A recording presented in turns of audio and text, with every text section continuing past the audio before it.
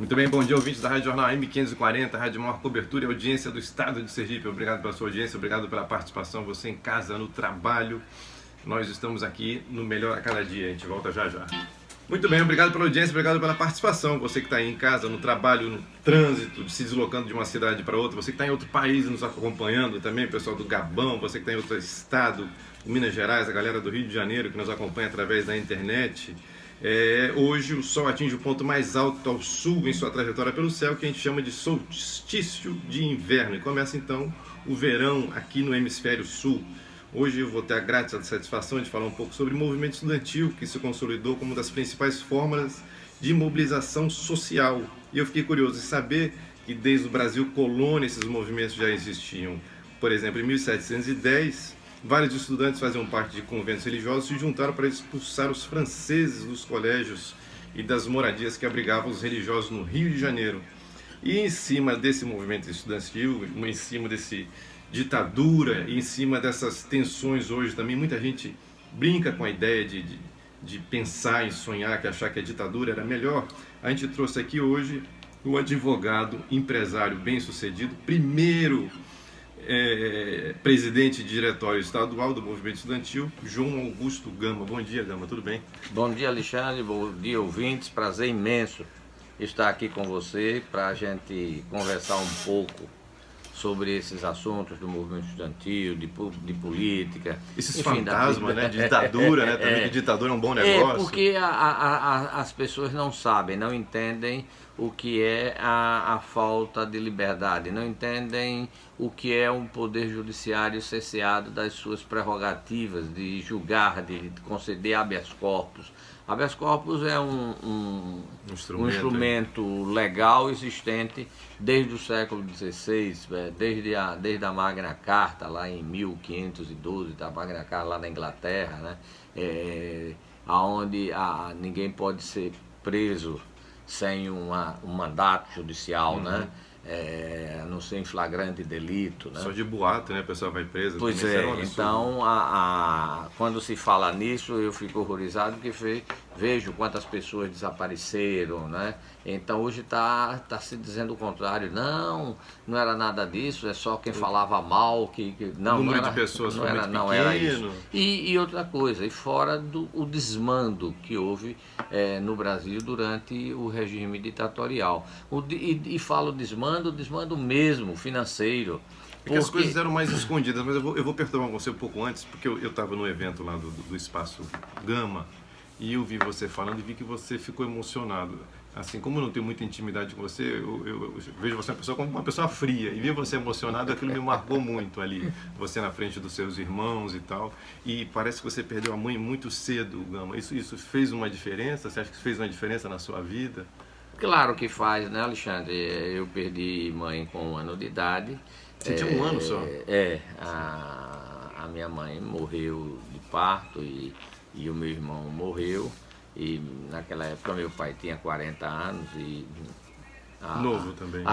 Mas há 70 anos atrás, um homem de 40 anos já era um senhor de idade, é verdade, né? É verdade. Os tempos eram outros. E ele então dá conta casa disso. Novamente. São quantos irmãos nessa época? Nós somos 4 do primeiro casamento. E você era o mais novo? Eu era o mais novo. E do segundo, que a esposa dele também vem a falecer, a esposa do meu pai vem a falecer de parto, e ele casa mais adiante a 3ª vez, e desse casamento tem mais 2 filhos. Mas nós sempre tivemos uma convivência muito boa com todos na casa dele, com os irmãos, e principalmente ele conseguiu fazer com a 3ª esposa dele, que foi com quem nós convivemos, porque a 2ª viveu muito pouco, foi o tempo de engravidar e vir a falecer, né? Mas então você conviveu mais com essa 3ª esposa? E mais com as próprias irmãs de meu pai, que foram, durante a grande parte da minha vida, foram as pessoas que me criaram, com quem eu convivi. Para perturbar você como caçula, teve vida fácil? Ou seja, ele é o caçula, não precisa fazer nada, nunca precisou trabalhar? Ou você já teve que trabalhar cedo? Não, eu tive que trabalhar cedo, até porque, não, e lhe digo com sinceridade, não porque houvesse uma necessidade premente na minha casa. A minha casa era uma casa de classe média, não. mas é que eu sempre gostei de trabalhar. E eu tinha um tio que era deficiente visual, ele era cego, uma figura fantástica, e ele tinha um posto de gasolina na Rua da Frente. Esse posto não existe mais, mas as pessoas mais antigas se lembram disso. Ficava ali na Praça Fausto Cardoso, de frente, mas pelo lado da Rua da Frente, da Avenida Ivo do Prado, ficava no meio da rua. Esse posto desapareceu, esse posto foi indenizado há muitos anos, e eu trabalhei durante um período ali na minha adolescência com um tio meu, e isso foi... Mas você abastecia carro mesmo? Abastecia e servia no BAC ali, era um ponto ali. Exato, porque até o governo de Luiz Garcia, ali era a saída dos ônibus, das marinetes para o interior do estado, né? Não havia rodoviária. A rodoviária foi inaugurada no governo de Luiz Garcia, ou em 1960 ou em 1961. Mas até então, todos os ônibus que iam para o interior, que demandavam o interior, saíam da Rua da Frente. E ali no posto do meu tio tinha também um bar que vendia picolé, sorvete, enfim, essas coisas. Isso me faz pensar que você tinha um contato com um público grande, né? O fato de ser, digamos assim, frentista de posto de gasolina, tá ali tendo contato com gente, você não era um cara de escritório. Assim, não. Isso ajuda você a chegar no movimento estudantil também? Não, de uma certa forma, porque veja, no fim da tarde, no posto do meu tio, logo depois que as marinetes, que os ônibus saíam, porque normalmente 5 horas da tarde já não tinha mais ônibus, né? Todos eles já tinham saído, eles começavam a sair às 3 horas da tarde para os seus interiores, para os seus locais. E havia uma frequência muito grande de intelectuais. Eu me lembro, por exemplo, uma figura fantástica que morreu muito cedo, em 1962, um jornalista, promotor público, que toda tarde estava por lá, batia o ponto Dr. lá, Paulo Costa, pai do jornalista Luiz Eduardo Costa, Elec, Dr. Paulo Costa era um prosé, um conversador, de uma conversa admirável, um homem inteligentíssimo. Me lembro que ele tinha um Studebaker verde. Ave Maria. E todas as tardes chamava atenção. Ele chegava. Então eu babava aquela conversa, né, de Dr. Paulo Costa. E isso, de uma certa maneira, Alexandre, influenciava a gente, principalmente a mim, a ler, a matar a curiosidade, né? Porque eu ficava realmente embebecido de ver o talento, a cultura de Dr. Paulo Costa. Seu pai foi gerente de posto de gasolina, pelo que você Não, meu falou. pai não. Meu pai foi gerente da Shell, da de uma Shell, empresa pronto. Shell. Que também era combustível, né? Seu pai sempre foi do comércio, então. Exatamente. E isso até o ano de 1959. Em 59 ele abriu uma firma individual chamada João Gama da Silva, de representações, e continuou representando a Shell aqui em Sergipe. E no ano de 1965 nós fundamos a empresa Representações Gama Limitada. Eu passei a ser seu sócio. Quando você entra na universidade, que ano? Eu entrei, na verdade, quando eu entrei no curso superior, não havia universidade em Sergipe. Sim, é isso mesmo. Eu entrei em 1966. Pronto. Eu sou da turma de Benedito Figueiredo, de Wellington Paixão, que foi prefeito de Aracaju, Wellington Mangueira, um amigo querido, que bastante conhecido, foi secretário de Segurança, militante de esquerda, Silvio Santana, que foi durante muitos anos, aposentou-se, foi durante muitos anos advogado da Petrobras. A turma de Química nessa época era uma turma muito bem vista. A Química era um curso muito reconhecido, era um curso reconhecido no Brasil. Era, o curso de Química era um curso importantíssimo, mas eu entrei no curso de Direito. E por que você foi fazer Direito com filho, com pai comerciário? Por que você não foi fazer administração, outra coisa? Não, porque na verdade não havia. O curso de administração é um curso mais moderno. Naquela época tinha as escolas tradicionais, como você falou, Química, Direito, Medicina começando, e Economia, né? Mas, na verdade, eu Esses sempre aí- achei que o curso de Direito lhe dava um leque muito grande de oportunidades. Você poderia ser Ainda dá juiz, até hoje, promotor, não é? Advogado. Então eu vou perturbar agora. Com a sua conversa com o promotor lá atrás, o pai do Luiz Eduardo Costa também acaba influenciando nessa decisão, talvez? É possível, é possível. Eu não tenho isso de uma maneira promotor, muito, você falou em muito ser juiz, clara, alguma mas coisa assim? eu me lembro com muita clareza, Uhum. né? No meu começo de adolescente, 14, 15 anos, eu realmente eu acho que ele exerceu alguma influência porque eu tinha muita admiração, né? Pela forma com que ele falava, com que ele... Enfim, era um homem de uma inteligência, de um raciocínio muito rápido. Fascinava as né? pessoas, né? Exatamente, um homem fascinante. Então é possível que ele Alguma e outras influência. pessoas, né? Eu tive mais tarde, um pouco mais adiante, a influência de um amigo, que esse praticamente nos ensinou a minha geração, a minha Anderson Nascimento, que é o presidente da Academia Brasileira Sergipana de Letras, Chico Varela, que é de Química. Nós tínhamos uma amizade com uma figura que foi presa, ele foi do Exército, foi expulso por tentar fundar o núcleo do Partido Comunista lá na academia, lá na AMAN, na Academia de Agulhas Negras, foi expulso, que era irmão de uma figura muito conhecida em Aracaju, foi até prefeito em um determinado momento, Viana de Assis. Nós tínhamos uma ligação muito grande com Celso Viana de Assis. E Celso era uma figura, é uma pessoa muito estudiosa e que gostava de ler também, gostava muito, imensamente, de literatura, de ler. Isso de todas as maneiras, Celso Viana de Assis nos influenciou também, né? Ô Gama, você é filho de comerciário, se você for ver hoje em dia, assim, as pessoas não querem muito se envolver com política, ficar a parte da política, ficar a parte da baderna, da confusão. Você, mais ou menos, classe média, arrumado, você vai se envolver mais com a turma da pesada, digamos assim, na universidade. Por quê? O que tinha dentro de você, assim, de... Não, veja, Alexandre, Porque se você aquietou e sempre foi ser discreto.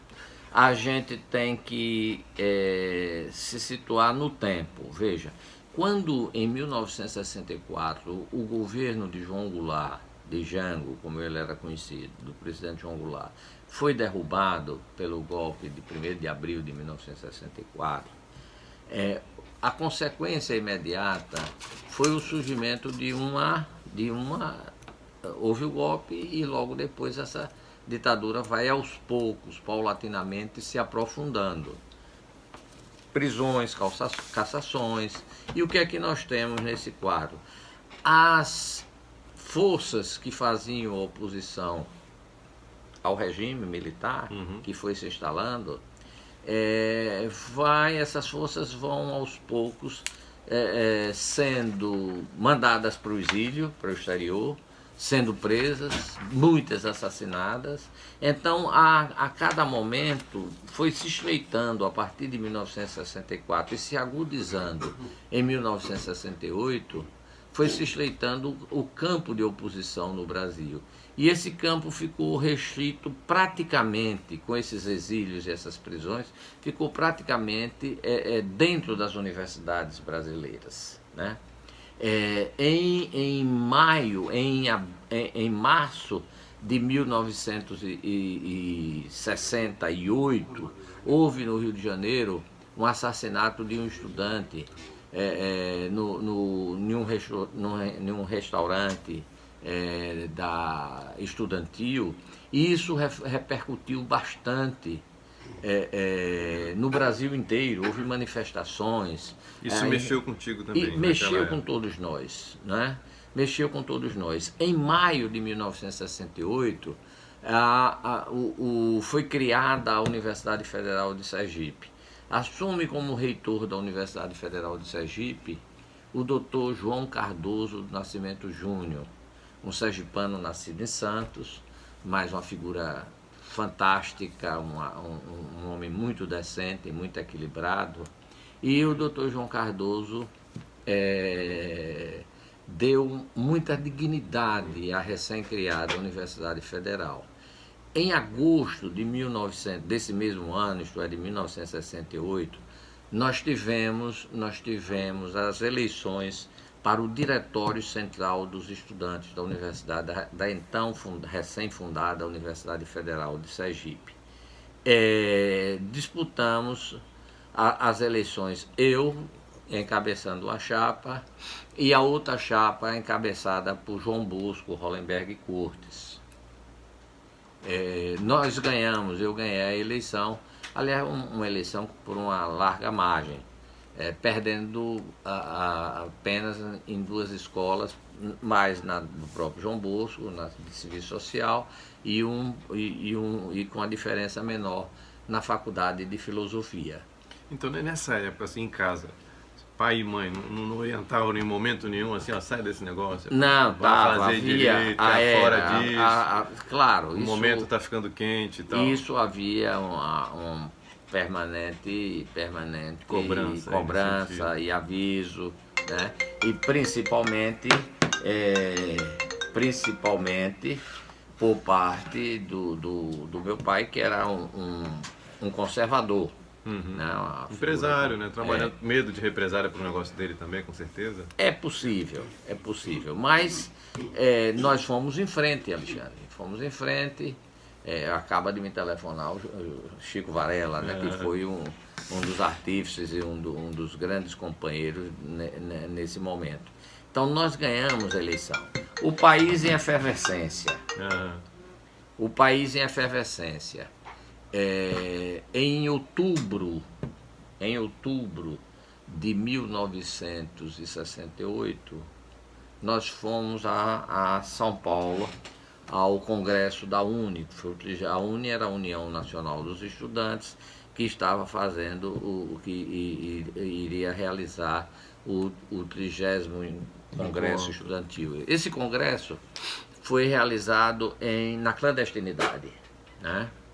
Como é que vocês vão para lá? Como é que vocês se organizam? Não podia nem pedir patrocínio para isso. Deixa eu só dar um recado aqui, são 9 horas mais 27 minutos. Se querendo ligar para cá, você pode ligar através do 999567785 e falar ao vivo com um programa na Rádio Jornal M540, Melhor a Cada Dia. Hoje estamos aqui com o secretário de Cultura, João Augusto Gama, falando da sua trajetória da ditadura à democracia. Pois não, Gama? Então, e aí você vai para o evento, então, essa ida, patrocínio do pai, patrocínio de pai, como é que vocês se organizaram? Esse patrocínio, isso nós fizemos pedágio na cidade inteira, né?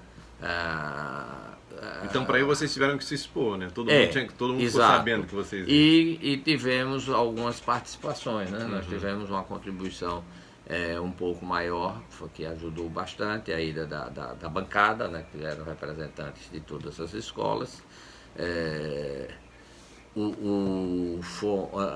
Tivemos a participação de um deputado, muito amigo nosso, hoje falecido, Jaime Araújo. Tivemos uma contribuição também de Dom Távora, que era o arcebispo metropolitano, e tivemos uma contribuição mais decisiva do ponto de vista financeiro de Dr. Joaquim Sabino Ribeiro Chaves, que era o proprietário da fábrica Confiança, um homem liberal e um homem muito próspero e muito ligado a gente.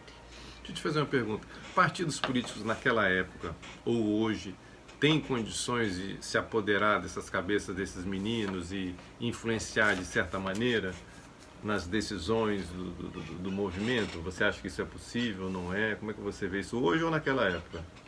Não, eu acho que não, Alexandre. Eu acho que lamentavelmente, há um descrédito muito grande da mocidade com relação à atividade política. Isso tem que ser repensado. Hoje se vê a política como uma atividade marginal, e até porque as próprias forças políticas deram motivo para isso. Né? Então, hoje um político pegar um avião está ficando um negócio desagradável.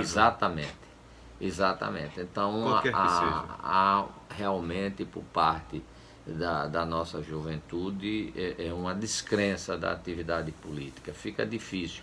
Eu me lembro que lá atrás, em 74, nós tivemos aqui uma eleição clássica, que foi a eleição de Leandro Maciel, que era o senador candidato da Arena, que foi naquele momento, a partir de 66, só havia 2 partidos políticos no Brasil, era o do governo, chamada Arena, a Aliança Renovadora Nacional. Em 74 e o você já tinha a sua OAB, você tirou a OAB 474 em 71, pelo que 71, me parece. exatamente. Né? Então nessa época você já tinha a sua OAB, já era advogado. Já era advogado e sócio do meu pai Nas no atividades escritório de representações, que nós tínhamos um escritório de representações com excelentes, era um excelente escritório de representações.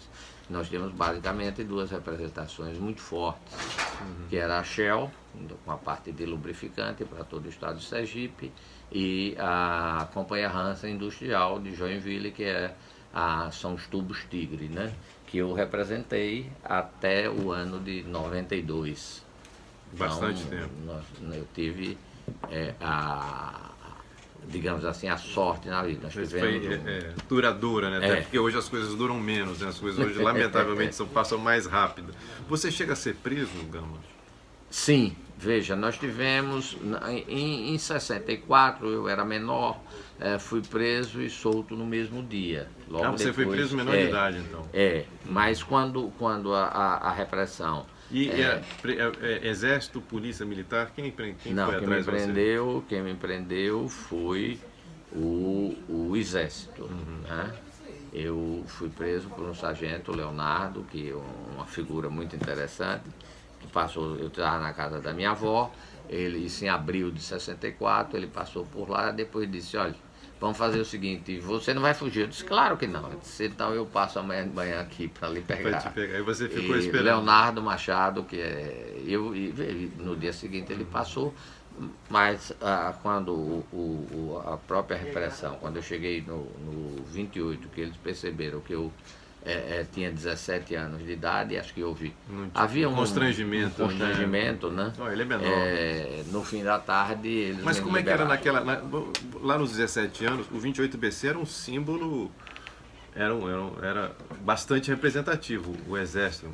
Porque era, digamos assim, o comando, né? Porque ali se decidia tudo, praticamente. Tudo. Ali era o governo do Estado, estava lá, né? Não havia... E ainda com o apoio do governo federal, né? Então era um negócio muito grande. Não se fazia nada que não fosse, que não passasse pelo crivo, né? Como o historiador Ibari diz com muita propriedade, Ibari Dantas, que ele diz com muita propriedade, quando ele designa esse período em Sergipe de a tutela militar. E realmente havia uma tutela militar. O governo fingia, o governador fingia que governava. Ele, na verdade, o governo do Estado tocava o dia a dia, né? Digamos assim, o feijão com arroz. O que era permitido, né? O que era permitido. Mas nada era feito, nenhuma nomeação, ninguém seria nomeado juiz ou promotor, mesmo concursado e tal, que não tivesse o seu nome aprovado pelos órgãos de segurança, né? Então, esse era o clima que se vivia nesse momento. E fora isso, havia o ambiente de delações, né? Que as pessoas se aproveitavam até digamos, de inimizades pessoais para acusar outros de comunista e tudo mais e criar problemas. Isso era... Então, esse que é o ambiente que as pessoas que hoje falam do regime militar, que nós precisamos que era maravilhoso, disso e tal, que era maravilhoso. Todo mundo não ia se apercebe disso, né? O teatro funcionava, o cinema era liberado. Quando nada disso existia, né? Tudo tinha que passar pelo crivo, pela tutela do regime militar. E eles tomem a se endividar. Porque o que é que ocorre nesse momento no Brasil? Quando o presidente general Castelo Branco assume, ele encontra o Brasil com mais ou menos 12 estatais, Alexandre. Isso os historiadores demonstram, né? E quando ele deixa o governo, o país já tinha 44 estatais. Quer dizer, aí o que é que o que o regime militar faz? Aí outro assunto, mas já que você abordou o tema amplo, ele controla o câmbio, né? Controla as estatais se endividam lá fora. Mas então o governo... O imaginário aqui está tudo certo. Pois mas o governo recebe esse endividamento em dólar passa para as estatais em cruzeiro, que era a moeda da época, e fica com os dólares. E esse endividamento vai crescendo. Chega ao ponto mais adiante, em torno de 1974, quando... Acho que Delfim Neto já estava passeando por aí já, exatamente, em algum ministério. Quando Geisel estava no governo, que ele começa esse processo de estatização, né? E as empresas, essas estatais, começam a se endividar lá fora, até chegar a um ponto que o Brasil não consegue honrar suas dívidas e o Brasil realmente quebra, né? Então nós temos... Quando o general Geisel deixou o governo, o país já tinha agora aí quase 500 estatais. Para muito jovem que está ouvindo agora, o Brasil já quebrou lá atrás, não quebrou agora no governo Lula. A gente pode deixar isso claro para eles. Eu vou chamar um intervalo comercial e a gente volta. Eu queria uma noção sua, principalmente para você que viveu isso, que muita gente prega que a solução hoje é fechar tudo e voltar para aqueles momentos, né? Que seria tirar tudo que está aí, que nada está valendo a pena. Mas aí vamos falar sobre isso e sobre democracia. São 9h35, a gente vai em intervalo comercial. Queria agradecer ao Empório Fassulto aqui na Salmeron 440. Queria agradecer a Fé Comércio, que está fazendo Natal iluminado ali, também um trabalho bem legal aqui no centro da cidade, que recuperou também o Hotel do Sesc ali na Orla. Queria agradecer e mandar um abraço especial ao Hugo França, que falou: você está entrevistando um homem de bem aí, viu? Um abraço, Hugo França. Obrigado pelo carinho de estar nos acompanhando aí diariamente. A Prefeitura de São Cristóvão, a Companhia de Água Deso e a todos os outros aí que fazem esse programa acontecer. Muito obrigado. Não saia daí que o Melhor a Cada Dia volta já. Aqui ao vivo na Rádio Jornal M540, Rádio Maior Cobertura e Audiência do Estado de Sergipe. Você também pode estar nos acompanhando através da internet. Hoje à noite esse programa, para quem perdeu, para o Varela que está fora do estado de Sergipe, quer muito acompanhar um amigo Gama, ele pode acompanhar esse programa hoje no YouTube, ou amanhã pelo celular, no podcast, ou para quem tem Android também pode acompanhar no SoundCloud. Isso vai ficar eternizado para os netos e bisnetos do nosso querido Augusto Gama, que teve a OAB 474 em 1971, foi do movimento estudantil, teve preso ainda menor de idade, enfrentou uma série de desafios e, pelo que eu vejo, o jovem naquele momento, o Gama, ele era mais aguerrido, ele tinha uma vontade de transformação. Lógico que o jovem hoje também é assim, mas o jovem não quer participar da política, principalmente a política partidária. O que você acha que está acontecendo? Que transformação é essa que a gente está passando, que o coletivo não é responsabilidade minha? Olha, Alexandre, é interessante isso. Dizia o nosso saudoso Luiz Antônio Barreto, né, que era uma figura brilhante, era um grande pensador. Luiz Antônio, que foi, apesar de uma pequena diferença de idade, mas nós fomos colegas e fomos contemporâneos. Luiz Antônio dizia o seguinte: vocês lembram, no nosso tempo, da nossa mocidade, você não encontrava um jovem que não tivesse com um livro debaixo do braço. Pronto. E era verdade, né? Se lia muito mais. Hoje nós tivemos... E nós estávamos aqui em off conversando sobre isso, nós tivemos avanço muito grande nos meios de comunicação, mas em contrapartida as coisas continuam as mesmas como no passado, né? Em uma residência, por exemplo, uma cozinha, é a mesma a cozinha nossa, da vovó. a mesma da vovó. O grande avanço foi o forno de micro-ondas, que deu uma autonomia maior às pessoas. Você faz pipoca mais rápido, né? Então, e esquenta a sua comida. Havia uma efervescência muito grande nos anos 60, no mundo inteiro, né? Não foi só no Brasil, não foi um fenômeno brasileiro, não.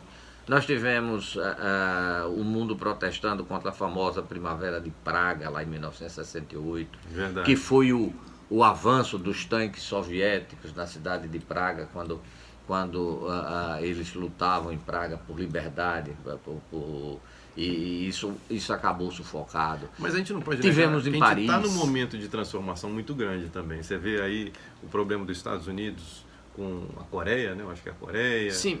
Tem os problemas ali no Oriente, tem o problema dos russos. Aqui no Brasil está tendo uma série de mudanças e transformação na Constituição, né? Tem uma efervescência acontecendo também. Mas do ponto de vista de estudo, eu acho que nós estamos discutindo muito menos a sociedade do que a gente discutia no passado. Pronto, pode ser. Nós estamos discutindo, o que a gente vê é uma preocupação mais muito individualista, individual, exatamente. Menos coletiva. Você vê aí essa proliferação de partidos políticos. Você tem partido político de tudo que é cor, de tudo que é qualidade, de Partido tudo que é político e sindicato também. Exatamente. E que não representa absolutamente fração nenhuma da sociedade, né? A sociedade está apática, né? Ela está vendo aí, nós já no momento, a gente vendo aí distorções enormes com relação ao futuro, até pessoas progressistas vendo que o país precisa de reformas e, no entanto, você vê setores altamente equivocados, né?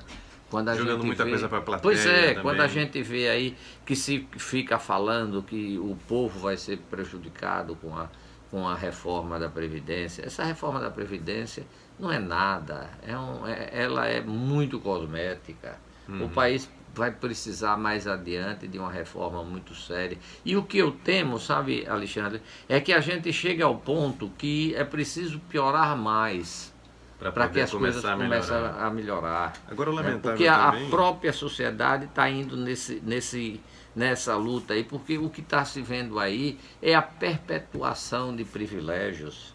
Enquanto você vê aí pessoas com suas aposentadorias humildes, outras aposentadorias brutais, imensas. Que não pode ser mexida nessa reforma. Exatamente, aposentadoria de 60 mil reais, de 50 mil reais, né? Há pessoas que se aposentam com pouco tempo de serviço. Com menos de 50 anos de idade. Com menos de 50. Não tem. Ainda se aposentam. E outra coisa, veja uma coisa, é muito simples isso. Matemática, é uma conta matemática, não dá para entender. Você recolhe 14% ou 12%, o seu empregador recolhe 24%, você tem aí 38% e as pessoas querem receber 100%. Como é que de 38% vai pagar 100%? Essa conta não fecha. E não fecha mais, porque o brasileiro, nós estamos vivendo mais. E não fecha porque não tem como haver nada, negócio nenhum que remunere 38%, que faça de 38% virar 100%. A gente vai ter Mas as pessoas não se apercebem disso, ou quando se apercebem, estão lutando por privilégios. E a gente vê, Alexandre, que isso é o que é doloroso. Eu tenho conversado e ouvido de muitas pessoas da sociedade, pessoas esclarecidas, dizendo, não, isso é uma expoliação. Não é expoliação nenhuma.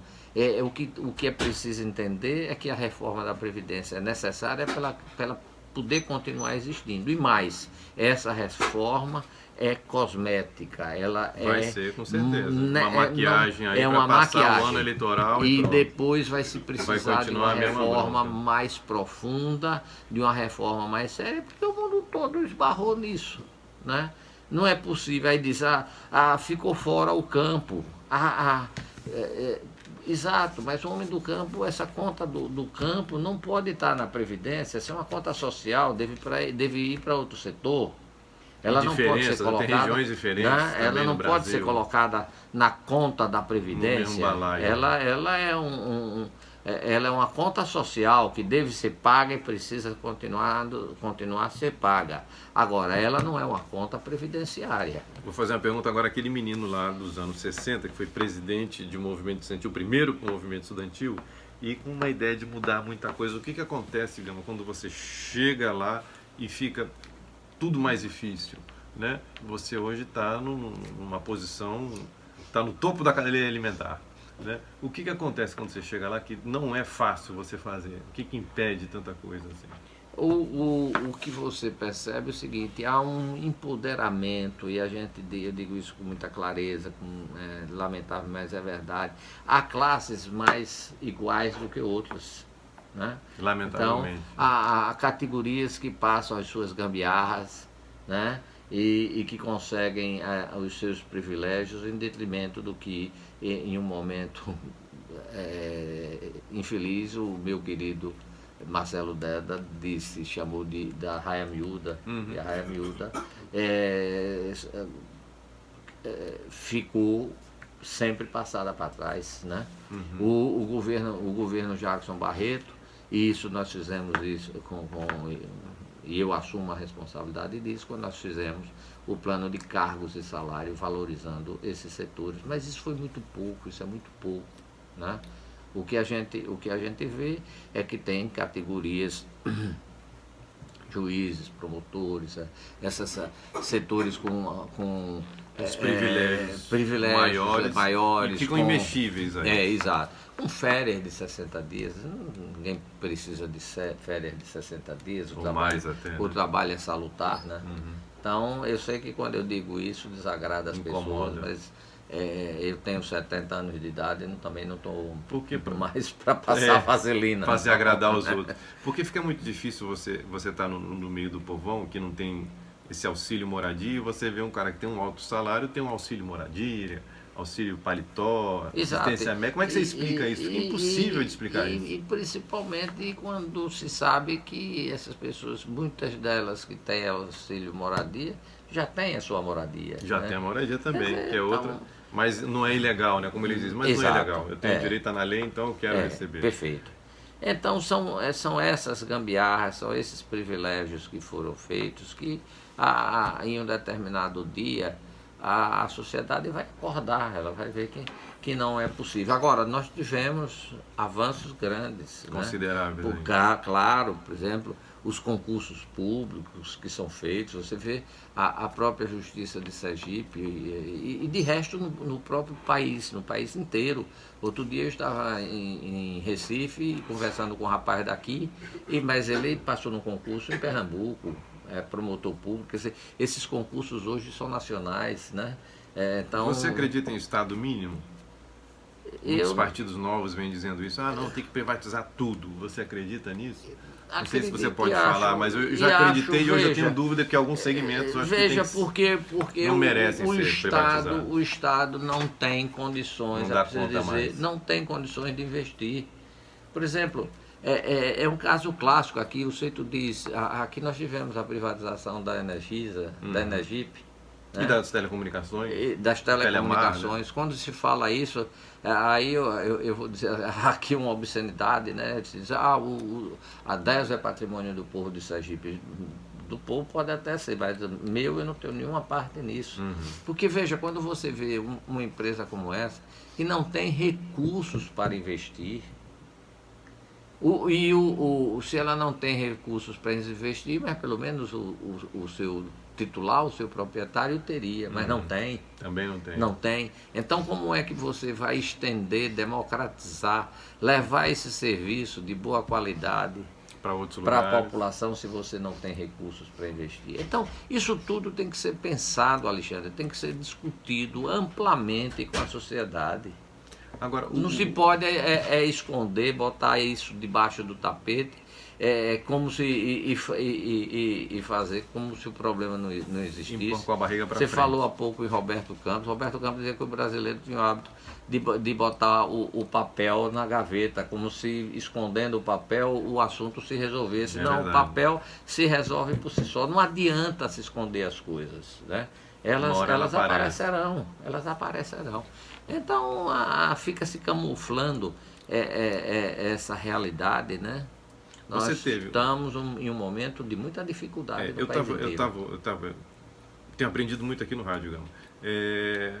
As pessoas falam muito que vai ser um grande divisor de águas na próxima eleição e vai ter uma grande mudança e tal. O problema que eu vejo é que os valores das pessoas não mudaram. Aprendi aqui com outro vereador, Batalha, que uma pessoa falou assim, o problema é o povão que troca por bujão de gás e troca por colchão. Não, o rico também troca por cargos. Eu vou votar em você se você ajudar a minha família, eu vou ajudar você se você der um cargo para minha irmã. Então os valores do brasileiro, de uma maneira geral, independente de classe social, ainda são distorcidos, né? Então eu não acredito que vá ter uma mudança grande. Agora, você acredita ainda num herói, num salvador da pátria para essa eleição? Não, diz um grande escritor que maldito o país que precisa de heróis, né? Muito bem. O Capitão América. O Brasil não precisa, o Brasil não precisa de heróis. O Brasil encontrará, como sempre encontrou, os seus caminhos. Você veja uma grande nação, uma nação que foi feita, uma unidade lá no século XIX, né? Tivemos um império que foi, em que pese ter mantido a unidade até linguística e cultural, né, do país, não se fragmentou, o Brasil não se fragmentou, a exemplo da América Espanhola. Verdade. Mas, no entanto, nós tivemos um atraso muito grande. O Brasil pagou um preço por pagou isso. o preço. O Império Brasileiro foi desastroso, sob todos os pontos de vista. E, enquanto isso, a partir de 1890, nós tivemos um avanço brutal do Brasil. O Brasil cresceu em 70 anos de república muito mais do que o mundo, do que a média mundial, né?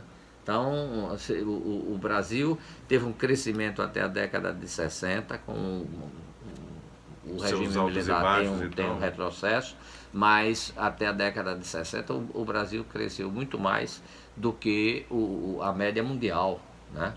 Agora nós precisamos e temos condições de retomar esse crescimento. E tenho absoluta certeza com a democracia. Brasil, com a democracia, fora da democracia não há salvação. Você acha então que a gente está amadurecendo, as instituições estão amadurecendo?